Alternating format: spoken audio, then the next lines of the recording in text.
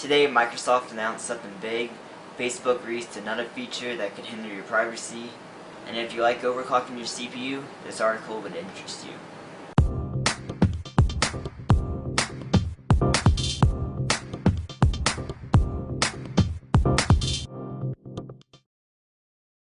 Last night, Microsoft announced Windows 8, or more so previewed Windows 8, and is now available to download. Links will be supplied in the bar right there. So you can go right to Microsoft's website and download it, or you can torrent it, totally legal torrent.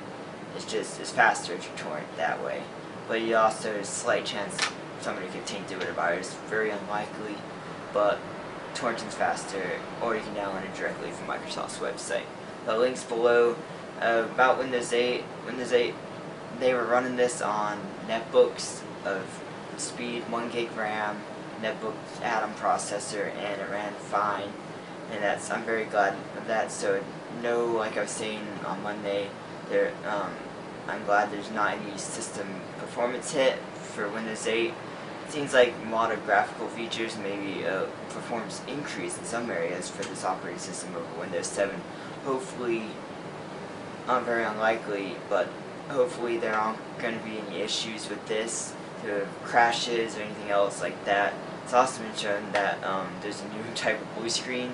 Instead of just getting your typical blue screen, if you've seen one, BSOD, and it's gonna have like a little smiley face. It's like kind of like a Google style, like, oh, I'm sorry, we had a problem. Your computer had an issue and it has to shut down and restart. And it's kind of happier little message instead, just not like, boom, blue screen, your computer crashed. Well, sucks for you. But I'm looking forward. I'm downloading the Windows 8 preview right now as we speak, because I was doing something last night and never got to see the release and everything, so I'm downloading that right now. I'm going to see if I can, if you want me to, I'm supposed to do, I'm probably going to do it anyway, make videos on some things in Windows 8. I'm going to virtualize it on one of my computers or maybe both. See performance, startup times, blah blah blah, something like that of Windows 8 to give you some performance reference and other things of that matter. Yeah, if you want to know what that noise was, it unfortunately was I had my windows open in my dorm room and the cars going by. So sorry about the car noise and that such. If that drowns me out, sorry about that. Next we have Facebook. That's included an option kind of like Google Plus, how you can follow people. Facebook added a subscribe button, so you can subscribe to people's, like, more so for like celebrities and people like your friends.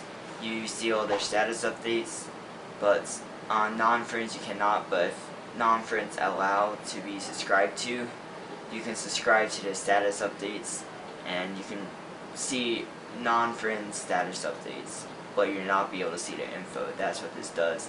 I'm assuming this is not going to be turned on by default, otherwise you're going to have huge privacy issues. But this is a cool feature out of Facebook, obviously copied off Google+, Twitter, or YouTube, of that matter. But it's a feature I'm sure people will use on Facebook. One last cool thing, if you like overclocking, more specifically overclocking on AMD CPUs, I have both Intel CPUs overclocked to my computers, and maybe one day AMD, it's just, for what I do video editing, Intel processors are faster. You're just going to game. AMD is a cheaper method and gets you pretty much the same performance. But for video processing, Intel has always been faster. Now in this case, if you're able to overclock like this, a team of overclockers were able to overclock an AMD FX CPU to 8.429 gigahertz, the new world record. The old world record is 8.3 gigahertz, and now they have 8.4. To accomplish this, you have to have an extreme heat sink. More so, they first use liquid nitrogen to cool the CPU, then have to turn to liquid helium, which is even colder than liquid nitrogen, to cool off the CPU so they could reach this.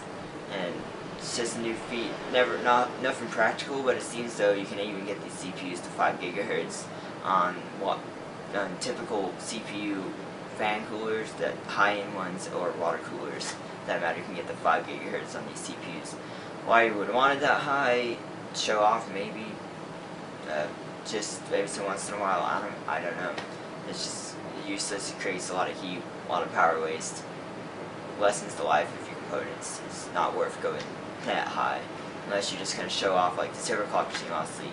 But a world record, yeah, it's worth it because it doesn't really matter. You're making a lot of money from it, getting a lot of publicity, while AMD CPUs can overclock a lot. If you overclock, well, AMD CPUs are much more cost effective than Intel CPUs for price to performance ratio if you're going to overclock. Thought that was cool. Remember the links below to download Windows 8. Beta is just nice, so you can probably virtualize it with VMware, I would assume, but if not, you can install a separate partition on your computer and install it that way, just normally how you install Windows. You can go to my video how to install Windows 7 and that such. And it's probably very similar to Windows 8. If you like my video, hit the like button and favorite, subscribe. It works. And I'll be seeing you on Friday.